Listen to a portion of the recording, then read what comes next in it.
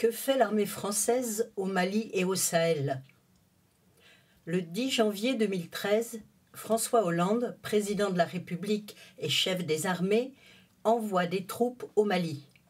C'est l'opération Serval, en préparation depuis octobre 2002. Le Parlement n'a pas été consulté. Officiellement, l'armée française vient au secours de l'État malien, menacé par les djihadistes. Les groupes terroristes mènent une offensive sur la capitale Bamako. Mais est-ce la seule et la véritable raison? N'est-ce pas plutôt un prétexte? La France a été une puissance coloniale en Afrique de l'Ouest jusque dans les années 60. Sous la poussée de la lutte des peuples contre le colonialisme, elle a dû modifier son système de domination. Le néocolonialisme a permis à l'impérialisme français de maintenir sa domination politique, économique et culturelle et de négocier et d'imposer des accords militaires à la plupart des gouvernements. C'est aussi ce qui lui a permis de maintenir son rang de puissance sur le plan international face à ses adversaires et concurrents. C'est ce qui explique aussi qu'après des années de domination coloniale et 50 ans de néocolonialisme, ces pays, et notamment le Mali, n'ont pas pu se développer et se doter d'États démocratiques indépendants. Les monopoles français, Total, Bouygues, Bolloré, BNP Paribas, Orange, EDF, y réalisent d'énormes profits. C'est pour défendre leurs intérêts que l'armée française est présente dans plusieurs pays d'Afrique. En juillet 2013, Hollande présente un bilan enthousiaste de l'opération Serval. L'offensive djihadiste a été stoppée et les groupes terroristes disloqués. Pourtant, les terroristes sont loin d'avoir été anéantis et les attentats continuent. La lutte contre le terrorisme sera la raison invoquée pour maintenir l'occupation militaire du Mali.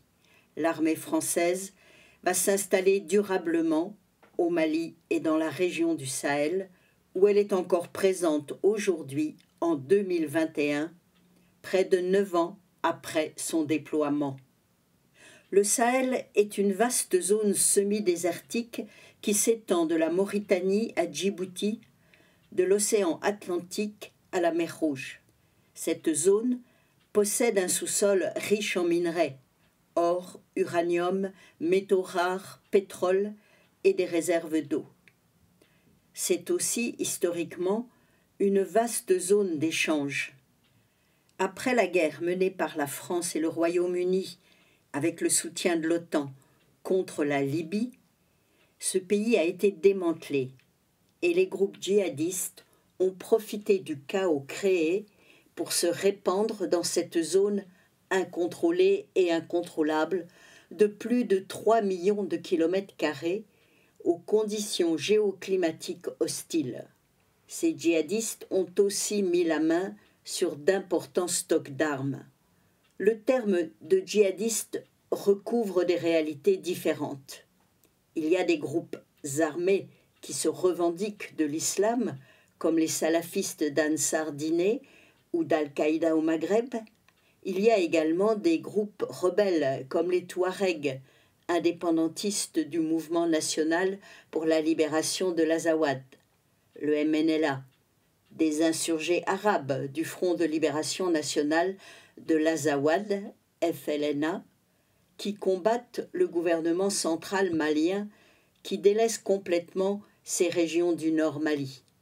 Dans ces groupes armés, il y a aussi des clans, des chefs de tribus qui défendent leurs intérêts économiques, trafics en tout genre. En août 2014, l'opération Serval au Mali et l'opération Épervier au Tchad deviennent l'opération Barkhane.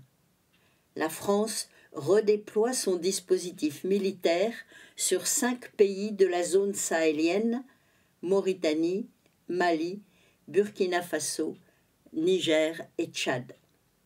Elle cherche à africaniser la guerre et crée le G5 Sahel.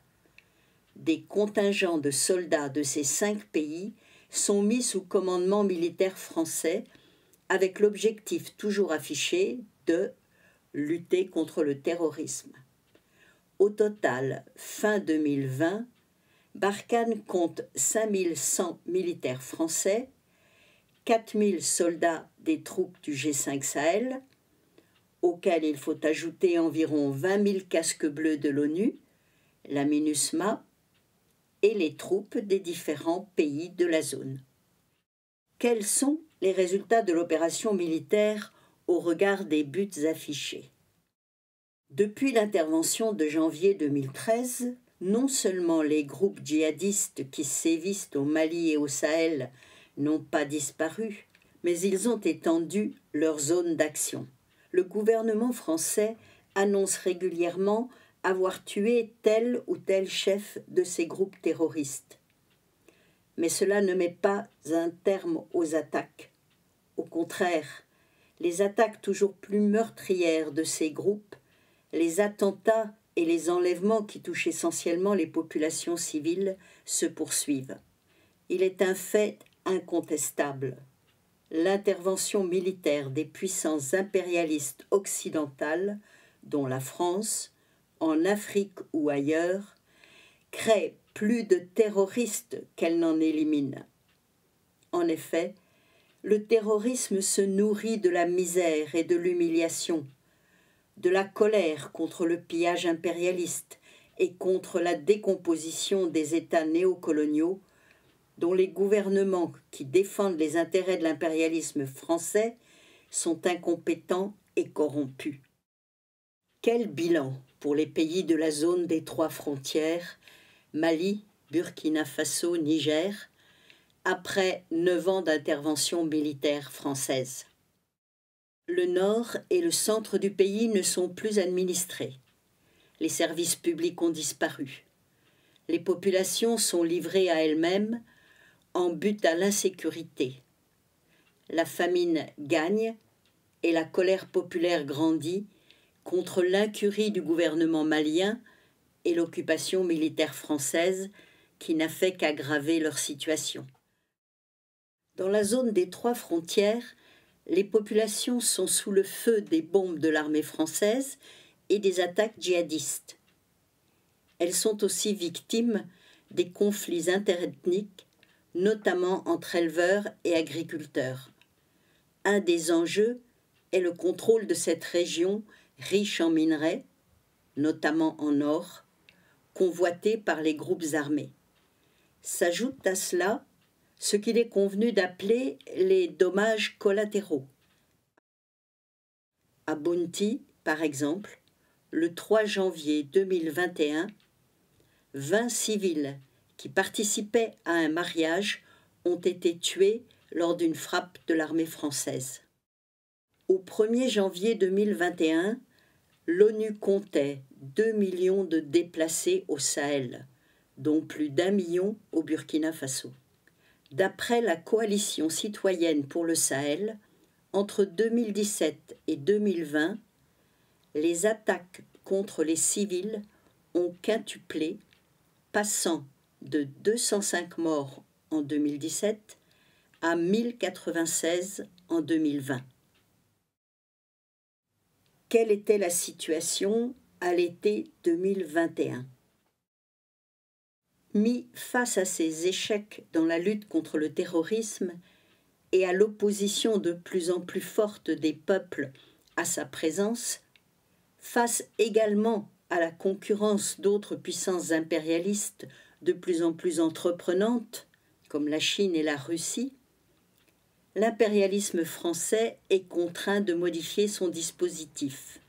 La situation très instable du Mali, 2 coups d'État en 1 an, la mort du dictateur Déby au Tchad, pilier du dispositif militaire français, ont accéléré ce processus.